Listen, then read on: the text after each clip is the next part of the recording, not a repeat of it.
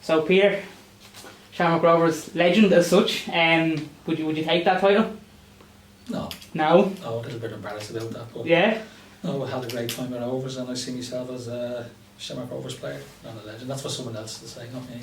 So you've over 262 appearances for Rovers across the space of 3 years, 3 campaigns. And over 30 goals. That's not bad for a centre back. No, it's not bad at all, no. But I was actually, I was using set pieces and corners, so I was pretty handy with the head, and I scored a few from outside the box as well. So chipped in with a few goals. So talk to us a little bit about your time at Rovers. Like, okay, you're fairly modest in saying that you wouldn't regard yourself as a legend. Were you at the cup final last year? Yeah. Did you see your picture or your banner appear in the south stand? For a while, one of the lads says to me, "That's you on the corner." I only copped it then later on, and that it's nice to see as well. In fairness, that some of the lads still remember the good old days. The days of the 4 in a row. Yeah, my son was at Kieran was actually at the game, and he didn't even see it. No, but he was facing the other way. He was like behind the goal, so he didn't actually see the flag. He's probably holding it. Yeah, no, he wasn't holding it, but he didn't see it. He heard about it then. Some of the lads texted him to say, "Hey, your dad is up on the flag there." He didn't know what was going on. Yeah. Does he know about your? He knows. Yeah, it's only coming to. Well, yeah, he does now. 9, 10, 11. He's starting to realise then, and even of late now, because he's a big Rover supporter as well. So he's taking more interest, and he sees my name mentioned a lot. So yeah. He knows all about it now, so I keep telling him anyway. Yeah, keep telling him, exactly. Yeah. So talk to us a bit about your time with Rovers. Like, so we'll go back to the first spell in the 1980s. Yeah, well, it started off. Johnny Jones was there back in the early 80s, probably 80. John Jones was there, and I was 17, 18, and he brought me on there. I was actually supposed to sign for those, and.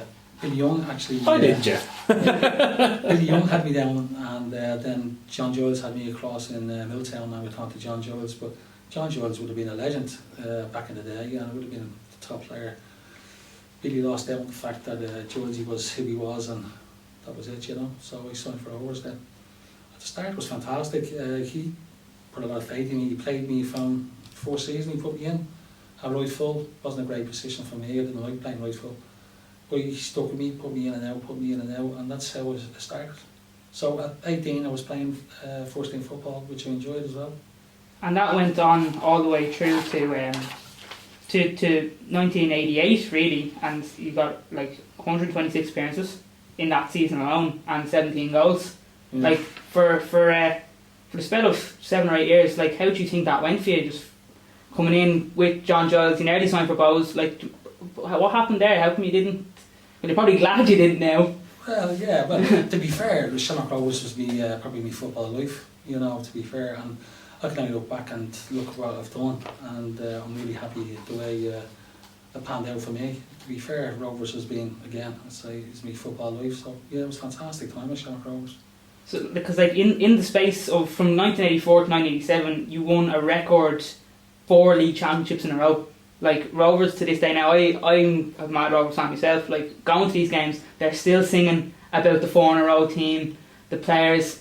Like you're a captain in for Rovers as well. Like it was a great team. To be fair, like it was a great team. A lot of great individuals, and to be backed up with a squad, great squad. So even I think the lads who were actually waiting to get in were good enough to play in any team in the league at the time. So I think at the time McLaughlin had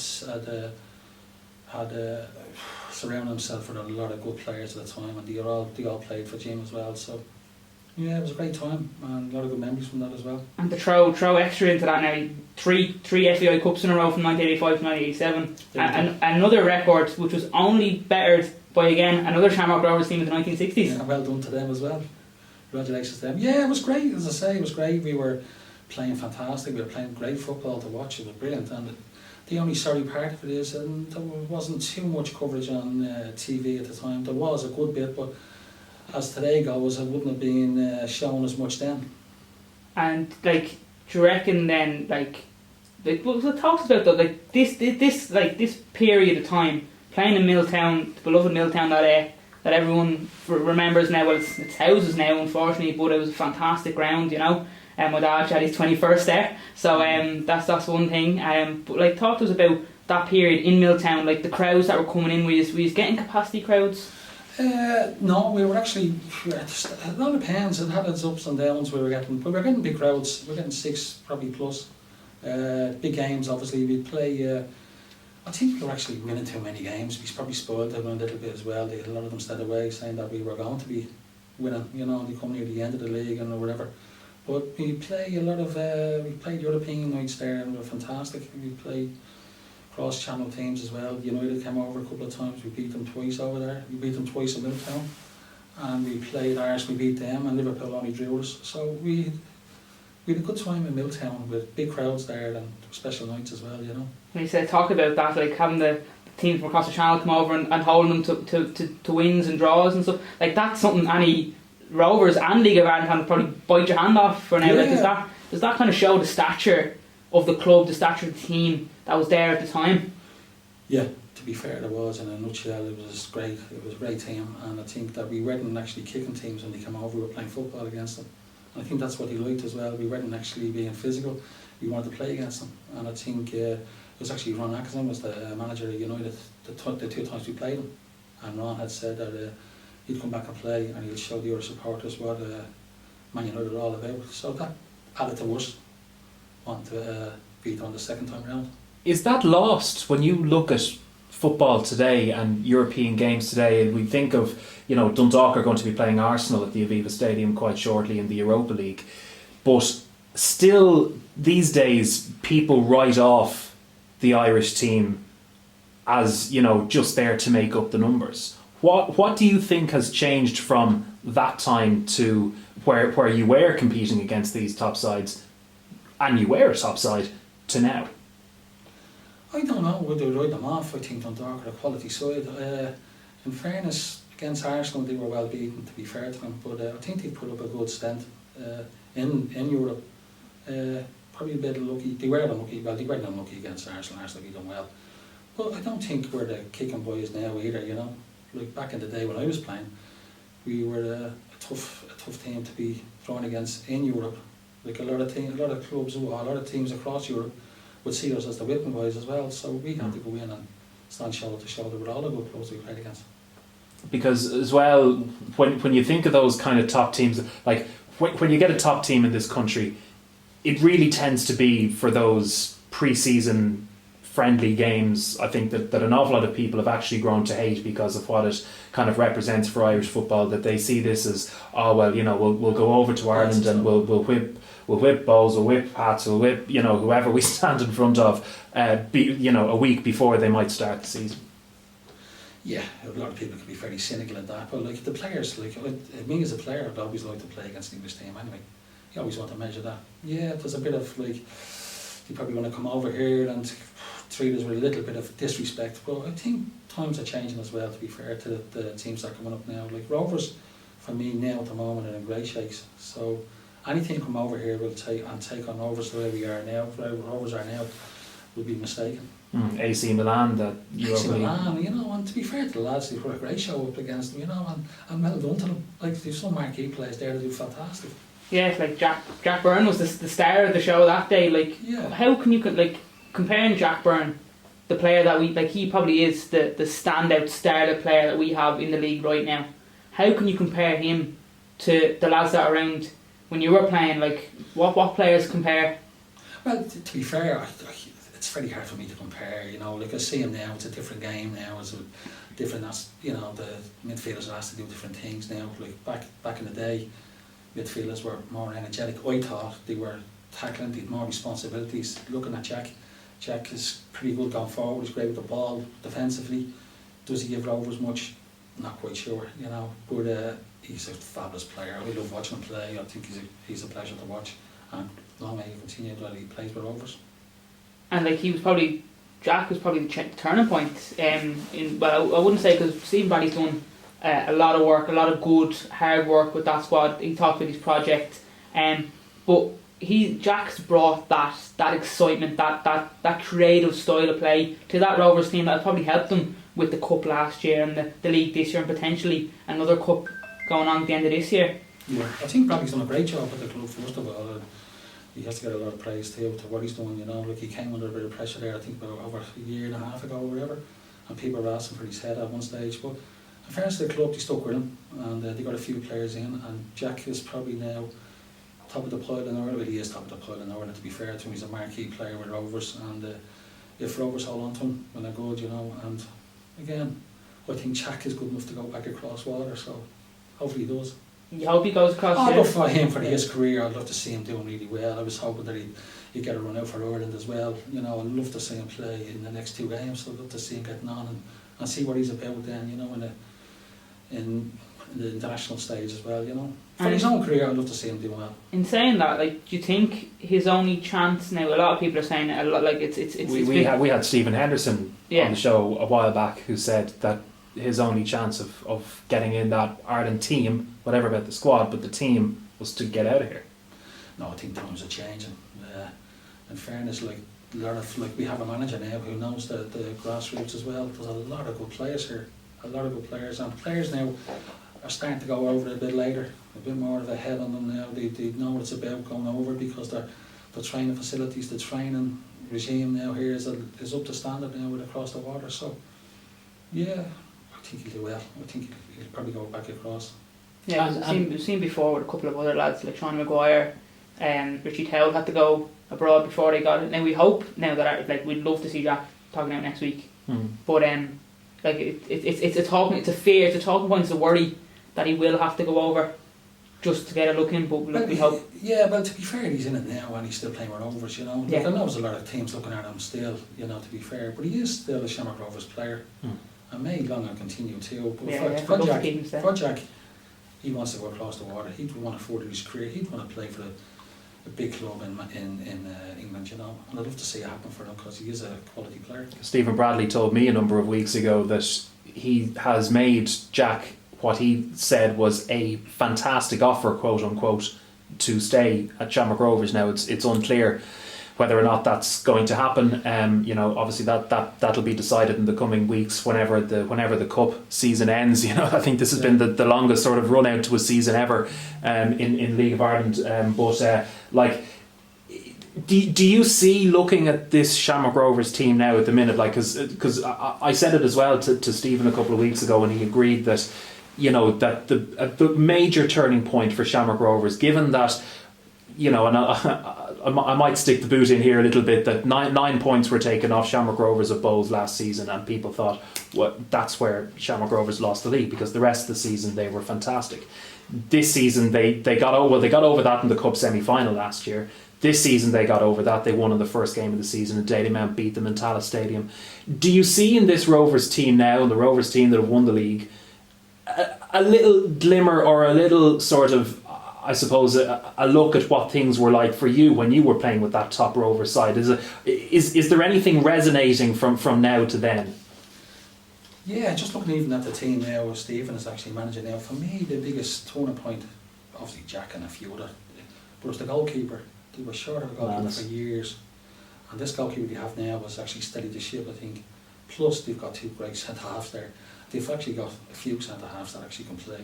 So I think they're more solid now than they were over the years gone by. And it comes up to the likes of the crunch with, say, Bowes, who actually took, as you say, 9 points off them. I don't think it happened this year. You know, and I think there's a bit of steel about them now. I think the goalkeeper situation was the piece of the jigsaw that was missing for me watching the Rovers play, because I went to see them a good few times, and the keeper situation needed to be addressed. And McManus now, I think, has actually done really well. Yeah, he's like a brick wall in the goals, to be fair. Like, he won, this is his 3rd league now that he's won with Rovers. He won 2 previously, 10 years ago actually. Yeah, that's right, yeah. But he's a fantastic keeper, and I think Rovers were crying out for that, and I think Bradley obviously identified that. But they went through a few keepers, and that there would be, for me, a huge signing as well, and the centre halves are fantastic, you know. Yeah, there's bits in that as well, with the Rovers team in the past as well, you can see as well, like the four in the belly. And one thing I was looking at the team there, it's like the subs coming on. Stood out for me, the subs ran on, they wanted to play. Some fellas weren't coming on with their head down, and they're disappointed they didn't start subs coming on, running on, they run into the position, they want to play, they want to show the manager they want to play. And even small things like that is huge to me. There seems to be a good camp there, good squad, and he's done really well. So because it's one of the things that people say about, you know, if you look at the Irish rugby team, for example, that an awful lot of why Joe Schmidt was so successful with that squad was that there was competition for places. There was a huge strength and depth. Guys going, oh God, my place in the 15 isn't assured this week. I got to really hit the ground running in training, and I got to show Joe what I'm about to get in this team. And Joe had no loyalties to anybody. And that's kind of a little bit, because you have the situation at Shamrock Rovers. They had their second team in the first division. We've since learned that's now not going to be the case going forward. But you had that situation where there was an awful lot of guys, and you would have seen them, and it wasn't a case of, you know, giving guys an appearance just for the sake of it, that they had earned it and that they wanted to show Stephen, right, well, cheers, here's what I can do. Yeah, and again, that goes back to Stephen being really good with them, clever with them, keep them all happy. And I'm sure he wouldn't show loyalty to anybody. They're good enough to play, they're good enough to play. But just looking at them when the subs come on, for me, was a big thing. The lads were running on and they wanted to play for Shamrock Rovers. They wanted to play for themselves. They wanted to be in there. They wanted to prove to the manager that they should be picked. And that, to me, is a big bonus to Shamrock Rovers. You've got a good backup, and they seem to have a good squad there now. Yeah, like, he's got the strength and depth and everything, you know, so like, long may continue. Like, personally, I hope Jack stays with the club as long as he can, but look, if he has to go over the water to... I hope he signs for Bows. Yeah, it's not going to happen. It's not going to happen. Dream big, but look, if he has to go over, best of luck to him, you know, but we hope and pray that. And like, if you look at it as well, you know, one of the big sort of markers and turning points for Rovers has actually been their stadium. You know, what they say is true: build it and they will come. You know, they had the launch of the what is it, the South Stand, or the North Stand. North Stand, yeah, South Stand. North Stand. It's going to be built So they have the South Stand currently. Sorry. Yeah. So the last game that they had supporters in was that Dundalk game. 7,500 people came to watch that game, and it was. I mean, if you're a football, like, I mean, I'll take off my Bohemian hat. I was watching that game, covering a Leinster rugby match, and I was in awe of what I was seeing on the pitch. Yeah. Because it was, you know, Dundalk, I think they scored 2 early goals, and you're thinking, right, that's it, that's that gone. But the way in which Rovers turned it around, and some fantastic goals, and they say the games that are broadcast on television are usually the drab games, the dull games. Yeah. But this was everything that RTE probably would have wanted from a live game, and that again, that was Stephen described that to me was another major turning point. Okay, this is where we can push on now, and I think it was at that point that people were starting to say, this is a Shamrock Rovers team that can win the league. And even when the league was reduced because of COVID, people were saying, oh well, maybe it might be a tighter run race because, you know, it's only 13 games in the run in, that teams should really be catching up with them, but it didn't happen. They still managed to win it with 4 games left.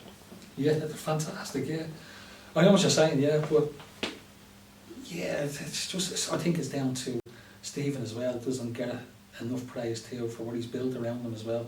The people at Tala as well have done really well. The people that are actually behind the scenes have got their act together too, you know. I think the Wilsons are involved there heavily as well, and there's a lot of money there. I think it's being spent wisely as well, you know, building youth teams up, pitches and all. It's a good time to be a Shamrock Rovers player at the moment. I think the league actually benefits with, I believe, a Shamrock Rovers team. Dublin derbies with Bows, can't beat them, I think they're fantastic. Go down to Cork, beat them to Cork. Everybody wants to see a Rovers team. Everybody wants to see a good Rovers team, except the north side of that. Do you know what I mean? But a Rovers team going away is, we used to go everywhere, obviously even pre-season training. We people who appeared us to come up and see us train because we're Shamrock Rovers, you know. So Shamrock Rovers name and brand going across the country needs to be at the top as well as Bows, Pats, great. Limericks, get someone from Limerick, get Bow, get someone from Cork, Donegal, Finn Harps. It'd be great to see the whole thing in a more healthier state now, you know. But it's going in the right direction, I believe. Yeah, go ahead. Interesting, actually, you say that, because over the last number of months, and I think COVID-19 really threw spanner in the works, there was a group trying to work out whether or not a joint league between the North and the South would work. I know they tried it out with the Setanta Cup, and it was really a watered down version maybe of the vision that's had in the moment, have at the moment, should I say, to actually have a proper league. Do you think that would work? Or, is there too much politics maybe in the game in this country? Politics, but I see, you only remember the Setanta Cup. For me, it didn't take off. But again, it was probably a little midweek games as well.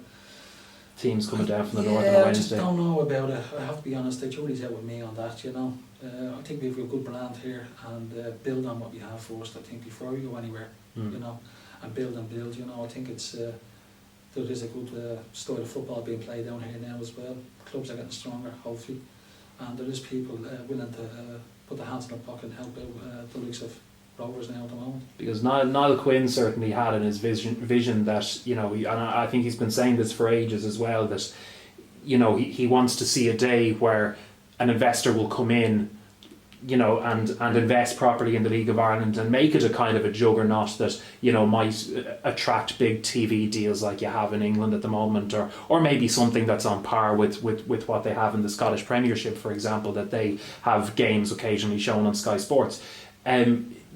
Are we still a long way off? I mean, look, people will point to, and look, I'll even look at Dalymount Park is, there's vision for what Dalymount Park will become in the next couple of years, but you look at, there's two ends of it that you can't use. You look at Oriel Park is in a state, Finn Park is in a state. There's an awful lot of grounds in the country that are in a state. So are we well off still a point where somebody could come in and go, this is a league I want to invest in? Yeah, I know what you're saying. To be fair, the optics haven't been great. You see some of the stadiums, and the stadiums aren't great, to be fair. Again, you go back to the football, the brand of football. You see them in Europe. Teams, I think Dundalk now have an American investor. They don't get that by looking at the grounds as well. They get that by seeing what's going on the pitch as well, to be fair. But you're right in saying the stadium here now, stadiums need to be upgraded. Supporters need to be treated better. Be a better brand as well. If you're going and you're seeing better stadiums and you're seeing them, a bit more people in them, and it would be a package going forward to investors coming in. They'll look a lot more sexy and they look better. You look around and you see some of the stadiums like Dundalk, who've done really well over the years. Still looks very patchy to me. Anyway, you were saying about the brand that Rovers have now, and the that they're in a strong, like with Tala is it's good stadium. It's a good brand they have now. They're at where they want to be. Looking back to when you were playing out, like you had that 4 in a row team that essentially it fell apart after the crisis and the sale of Glenmalure Park back in 1987. Like for 20 odd years after that. Well, more than 20 odd years really.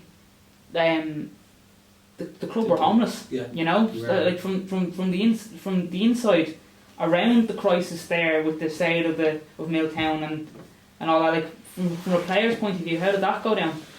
Well, it's a strange one really. It's probably as you get a little bit older you realise how big it was of a move as well. As a player, you're caught up in playing football, when you're looking after yourself, a bit selfishly, probably, you're looking after yourself. Like, I played the last game for Rovers in there, it was against Sligo, and I played in that, and I played in Tolka Park and part of Cram. People were supporting us in Tolka Park, which is, their supporters, they said, no, we're not going across the... It was a strange time to be a Shamrock Rovers player then, we were going down and there was more people going down to see us playing in Cork and Limerick and wherever we were going on the road. In Tolka, we were playing in front of an empty stadium in Tolka because no Shamrock Rovers player would go there, or no supporter would go there. So it was a strange time to be a Shamrock Rovers player then, no doubt about it. But what can a player do? A player at the time, again, is contracted to play, is selfishly wants to look after himself. I knew I was there. You're getting your fitness up, you're getting your playing, you're just geared for playing a match of a Saturday, Sunday then, and you carry on. So when you get a little bit older, you get more whereabouts of what you've done and all that. You look back and say, oh, it was a bleak time for Shamrock Rovers. But again, the Kilcoynes made the decision to pull out of Milltown, and again, the players couldn't do anything about it. So we were just lambs to the slaughter. We just played in front of empty houses in Talca Park, and again, a lot of supporters would have followed around the country.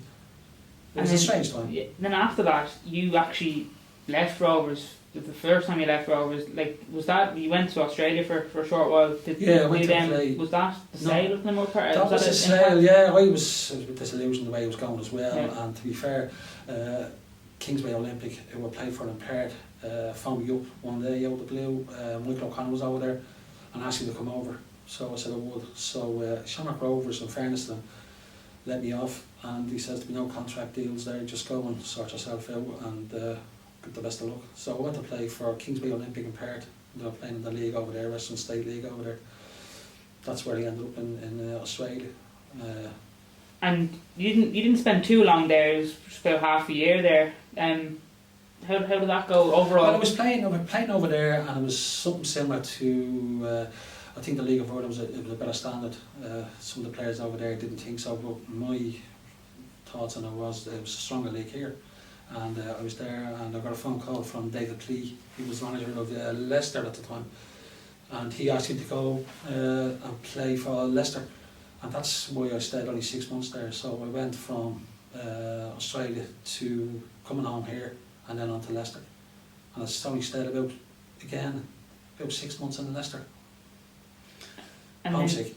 Yeah. I didn't want to stay. Yeah. Didn't want to stay. No, I actually got homesick. Didn't want to stay for a 2-year contract. And he says, we came to an agreement that I'd head home. And how many appearances did you make for Leicester? Like, when I only played the once. To be fair, it was against Blackburn away, the first game, and picked up a groin strain, and I was on the table more than I was on the physio had me more on the table more than I played, you know. So. Do you reckon that was a sign between being homesick, and do you reckon that was a sign? Look. Yeah, I couldn't. I just didn't. It didn't happen for me. I wasn't a starry-eyed kid anymore, and I was looking around, and I wanted to do various things, and I wanted to play. I wanted to play more. They weren't giving me the chance to play in the first team. I thought I was good enough to play there, and that wasn't happening for me. To be fair, at fitness level, I was way off, and. It just didn't happen too quick for me over there, and I got not disillusioned, but I just really wanted to come home, you know. So. And then when you came home, you signed straight away back for Rovers? No, it was actually Rovers, Dundalk to come in, and Tuark O'Connor asked me to sign, but I wouldn't. I wanted to go to Rovers actually. Yeah. But Dundalk, to be fair to Dundalk came in with a package, and I says, yeah, okay, I'll see what it's like to play in Dundalk, and I was only there, and. To be fair to the Dundalk players and the manager, I really wanted my heart was in going back to Rovers, you know, and I called Tuark and I said, look, I just don't want to be here, I want to go back to Rovers. So he wasn't too happy. Spent a few weeks there and then back to Rovers, so instead with Rovers with Noel King then. And how did that come about then, coming back to Rovers, and how did that plan out after you say you were disillusioned going away after the sale of Glenmalure Park, and you know, how did that come about then, coming back to Rovers? Was there a different atmosphere around the club?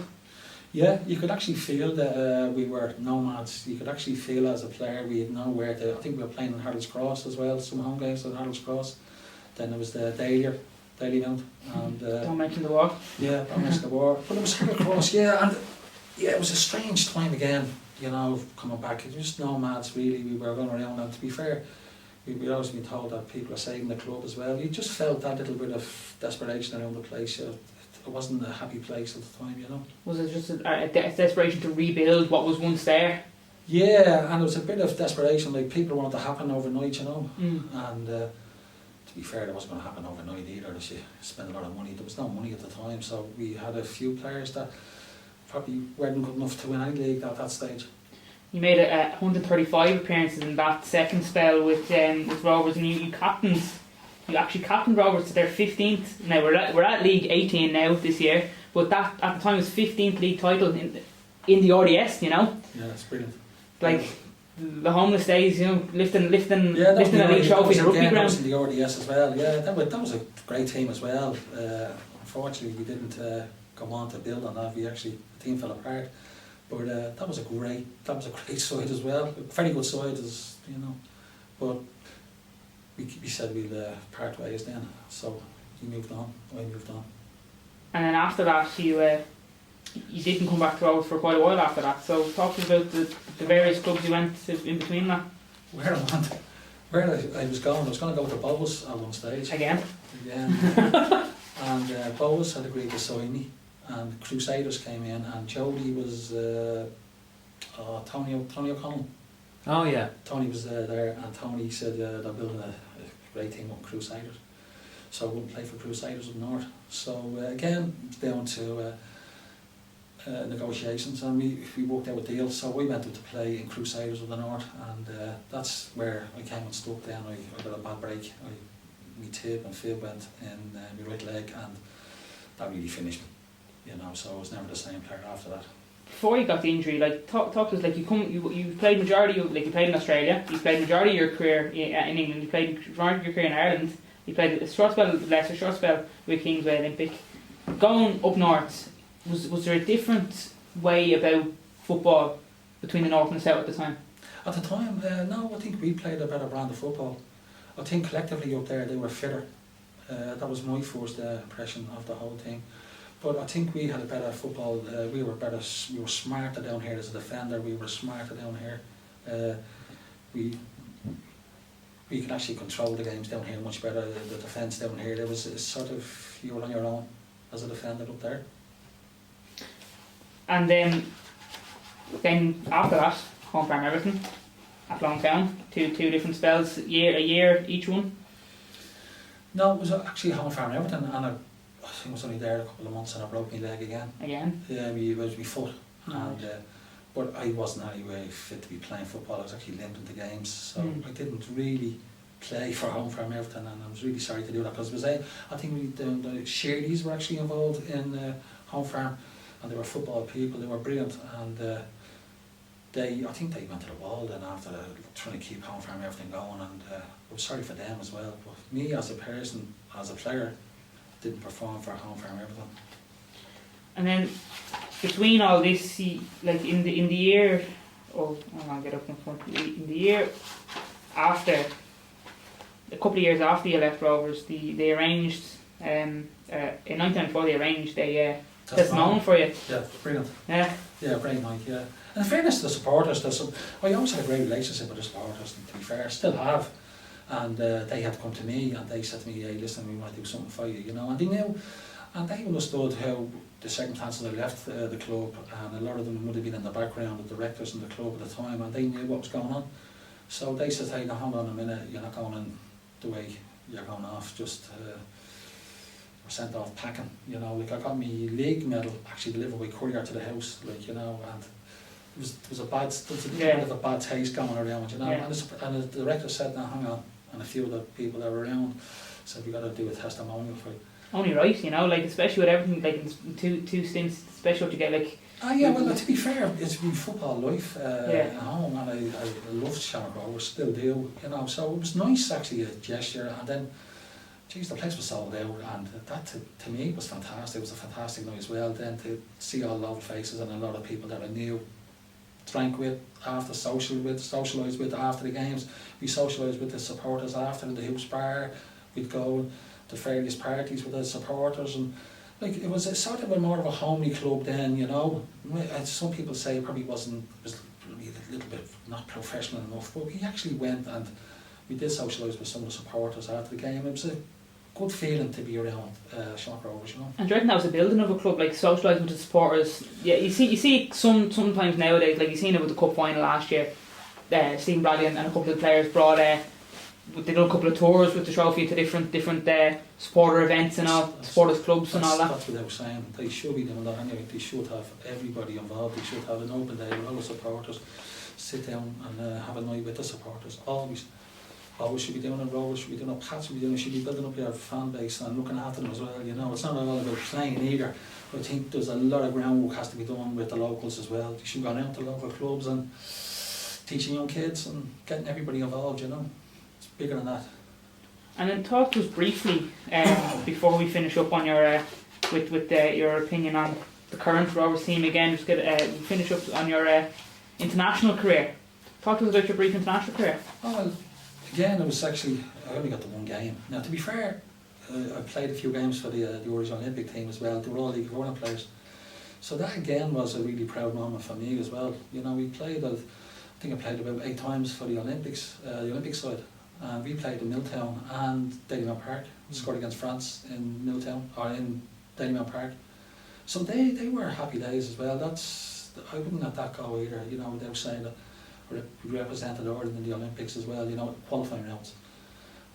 We played some teams, we beat some decent countries as well, you know, so that was great. Then my first international cap was a home one day. I got a phone call, I don't know who it was, it was Louis Kilcoyne actually. Someone rang me to say that Jack Tarleton wants you over to Dublin Airport. Off I went, thought it was a piss take at one stage, but they're over there and the lads were there, and off you go, big man, start training with the boys. And Wow.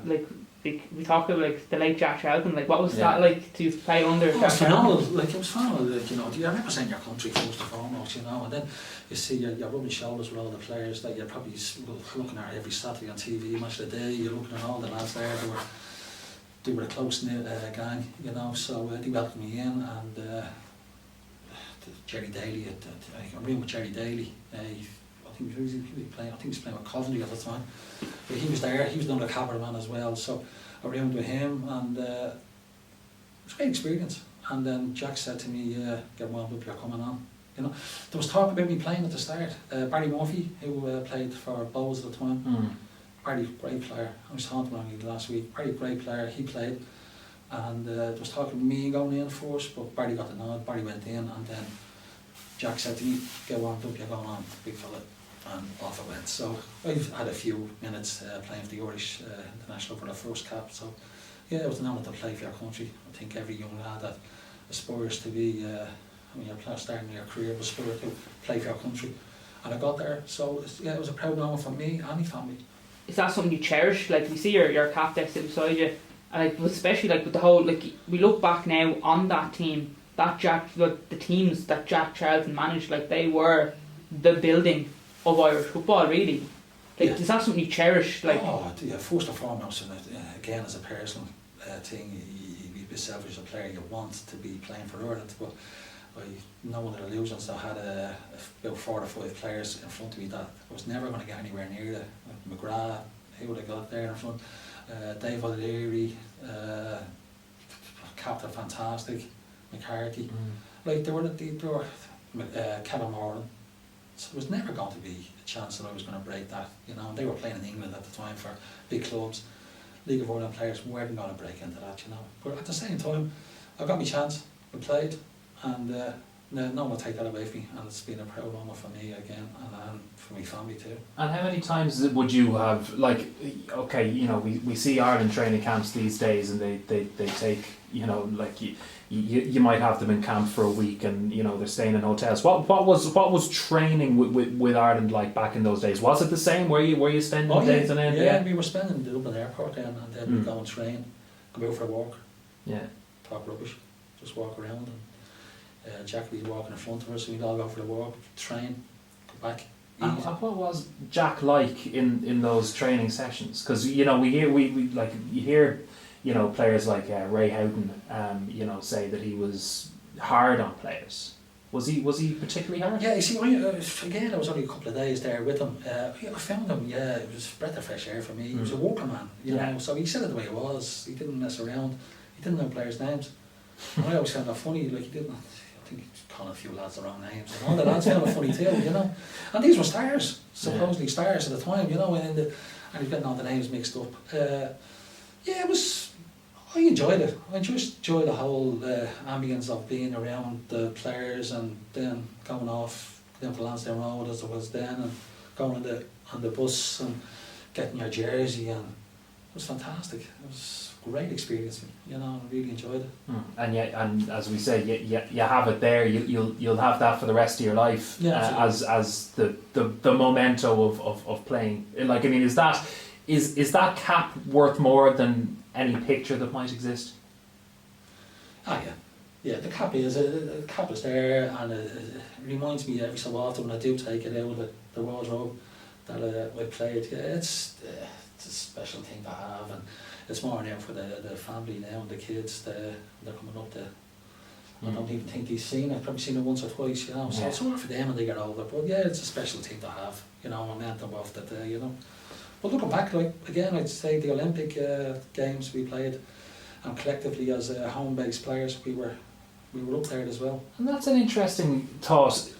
Is that something that we should kind of be looking at doing again? I know it was the thought was mooted quite some time ago about setting up an Irish football team again to go into the Olympics, that it wouldn't be the current international team as it is now. Obviously they play in European Championships and not World Cups, but that it would be made up of a League of Ireland selection. I think that's a must. That has to happen. For every League of Ireland player to represent their country at that level would be fantastic. So we played against Spain, and Spain had a few they were I think semi-pro, some of them were good players. So I think we played against Sweden, and the Anders Lindberg who went to play for Ireland. We look at a lot of good teams, countries, like, you know. But I think that's the way we should be going, and that should be what League of Ireland players should be aspiring to play for Ireland in the Olympics qualifying rounds. Absolutely. And we spoke about Jack Brown earlier. Like, you were playing for Rovers at the time of your international career. Yeah, it was great. Yeah, that's another one for the stats. Yeah. And besides your international caps, we see a couple of your medals. Talk us through a couple of them. There were the 5. I've won the 5 league medals. I've actually 5 medals for. So which ones are the 4 in a row? Well, take one out of there, and you have 4 in a row. You know, so. They've been all great. Like, to be honest, every one of them has been great. It's a distant memory now. The only thing that I remember of all the days is probably the games I've lost, which is strange. Yeah. The cup final we lost, that's foremost to me thoughts. Strange feeling. You look back, and you're looking back at all your games, and the first thing comes to you is the loss against Galway in the cup final, when we were absolutely brutal on the day. And in fairness to Galway, they were fairly good, you know, but we were rubbish. And then you look at your own performance on the day, and didn't perform on the day, or didn't perform the day. Some of the lads didn't perform on the day either. And it's funny when you look back at memories and you see they're 4 in a row. Sometimes you look back at the games that you actually didn't play well in, you know, which is strange. It's amazing that sticks with you. That's that kind of mentality, that you can have all the success in the world as you did, and just that one-off day, and you go, Jesus. Yeah. I think that's now again probably to an individual. Well, maybe it's not, but as an individual, that's what will stick with me, is losing the cup final. Kingham was the manager then, and I remember after sitting down, and we were having a glass of wine, sitting down and coursing the ground we were standing on as well. And to this day, yeah, that's the first thing I always remember, is probably losing the cup final. Good luck to Galway, they won it on us, and they deserved to win of the day, and fair play to them, you know. So that's the first thing. When you look at me in medals, you say, going back and you think about the 4 in a row, it's the matches I've lost.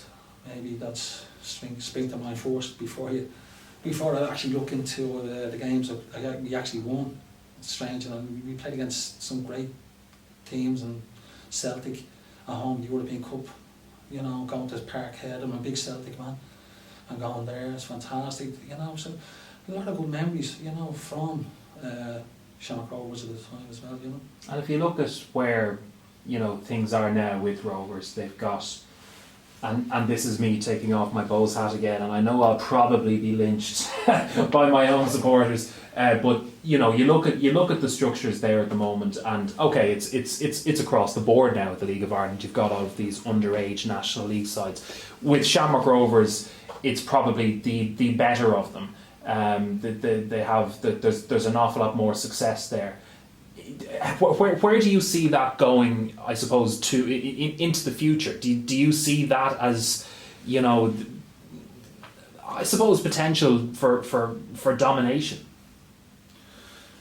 What, with Rovers? You see, I think it comes around in cycles as well. I think, like, Bowes, to be fair to Bowes and the manager there, they've done a great job. And I think Bowes have some good skill boys coming through as well. So as a Shamrock Rovers player, supporter, I'd love to see Bowes do well. You know, I'd love to see them, but I'd love to see them in the league. Connor never ever thought he'd hear a Shamrock Rovers man say I'd like to that. see them do well. I'd like to see them do well, but not well enough that. that they'd win it over Rovers. Yeah, they pack houses in on a derby night and we beat them 3-0, but we done well. Yeah. Yeah. I'm happier now with that ending. But yeah, like that cycle we talked about. Like, do you think the Rovers team now, the Rovers academy that's there, like, do they have the potential? Now I know it's very difficult to do in modern day football, but would they have the potential to do the 4 in a row or something similar? Oh, well, you know, you're looking at them now, they look like on the crest of a wave now, you know.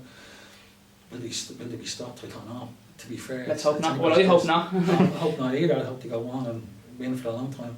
But again, it's only healthy for if Shamrock Rovers, if Bows, if Cork, if Limerick, if Galway all have great sides coming in, and it's only healthy for all schoolboys in this country. The League of Ireland is doing really well.